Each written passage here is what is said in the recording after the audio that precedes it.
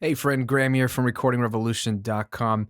I want to help you today get fatter kick and snare drum sounds in your mix. This will work with just about any kick or snare sound you have, whether it's an actual acoustic drum you recorded, mic'd up yourself, whether it's easy drummer tracks like what I'm using today, or whether it's just samples that you've gotten pulled in. There is a lot that you can do when you feel like the kick and the snare, while clear and punchy, just don't seem fat enough to you. And this is only applicable to you if that's what you're telling yourself is, man, this sounds great, but I wish the kick and the snare sounded a little fatter. This is a simple thing you can do. All you need to pull this off is your stock EQ plugin, just an EQ. That's all you need. You can use any EQ. Today I'm going to be doing this inside of Pro Tools using the SSL channel strip, which has an EQ, just because that's what I like to use because it's got an EQ and a compressor and a gate all built in.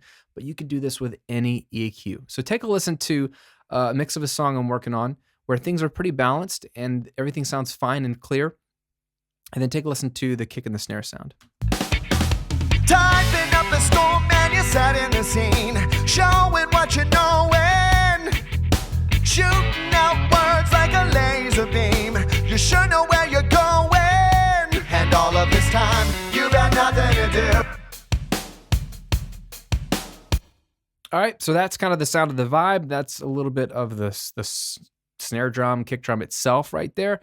It's easy drummer tracks that were sent to me, so it was sort of programmed by the artist, and I'm just mixing what I got. I think they're very usable sounds. I think they're really crisp, really punchy. They cut through the mix really nice.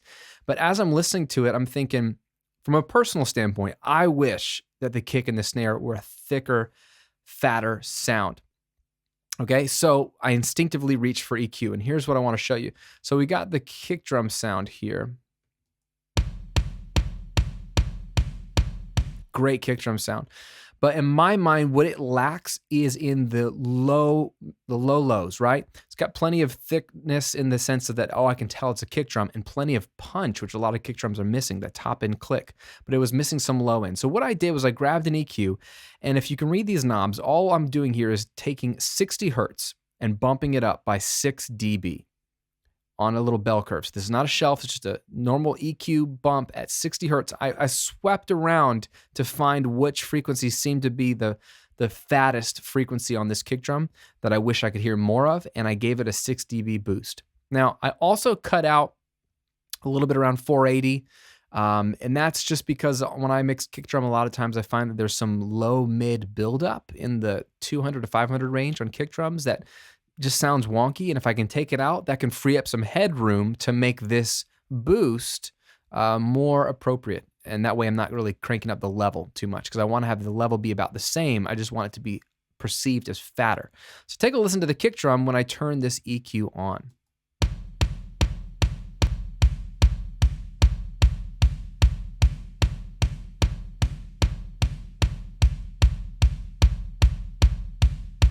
If you got good headphones on or you're listening on your studio monitors, you should notice some low end come in. If you're just listening on your phone or laptop, you probably wouldn't notice it because those speakers can't represent the low end. So specifically for fat kick drum, you need to know if it's missing fatness or not. So you need big enough speakers to simulate that low end.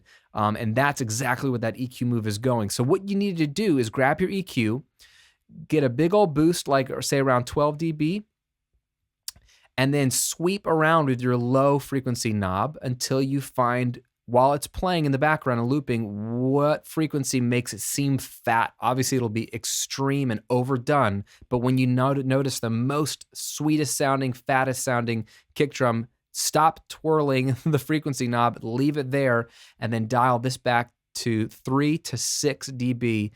And obviously your ears will want more because you'll just have experienced a lot of it, but you will know you're in the right spot and you know you will have given it some beef, and then you can bypass back and forth and make sure that it sounds better. Now I did something very similar on the snare, right? Snare drum sounds like this.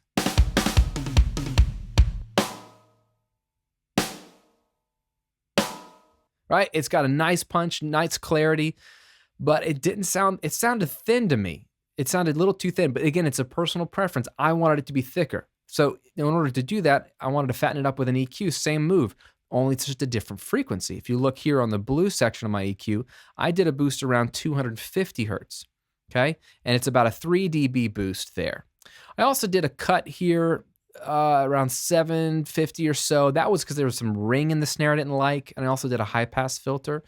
Those are just things that are cleaning up the sound a bit more, but this is the one boost that's making the snare a little fatter, because every snare has that fundamental frequency that it's got the weight. So if you don't have enough weight or fatness in your snare, look around 200, maybe 300, somewhere around there. If you sweep around with an extreme boost, you'll find where that sweet spot is. Take a listen to the snare when I kick this on.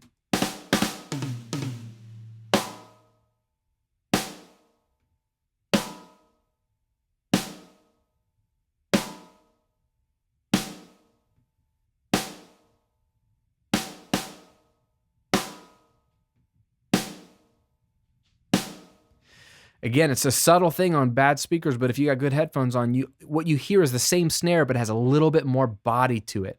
And you put the two together with the rest of the drums. And then what I'm going to do is just turn on and turn off both of these EQs together.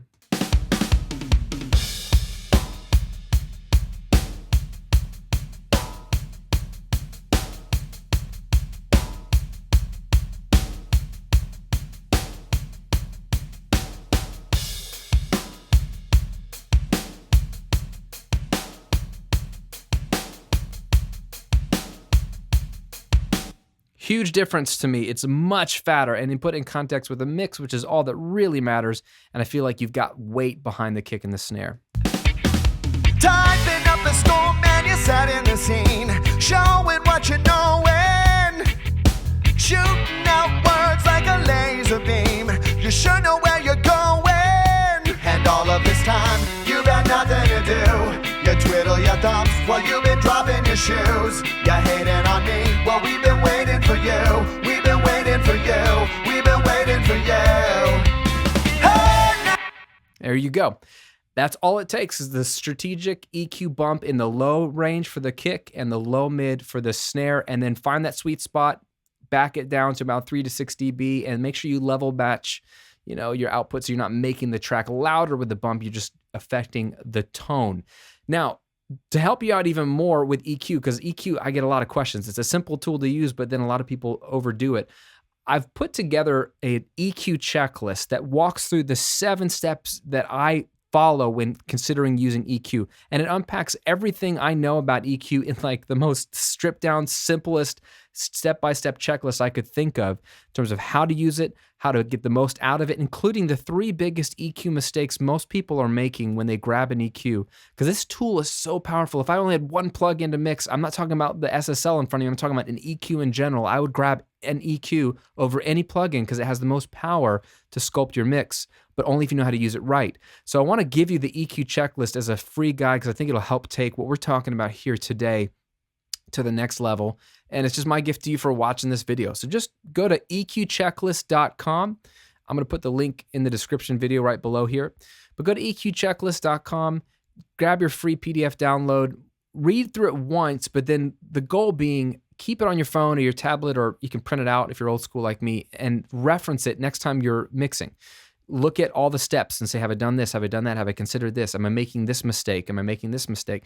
And that way it is an ongoing, simple reference for you that I think will help you feel more comfortable, more confident with your EQ decisions. And if you can make smarter EQ decisions, you can make a better sounding and more natural sounding mix, and you can do it a lot faster. So grab your free download. eqchecklist.com is my gift to you. Thanks for watching.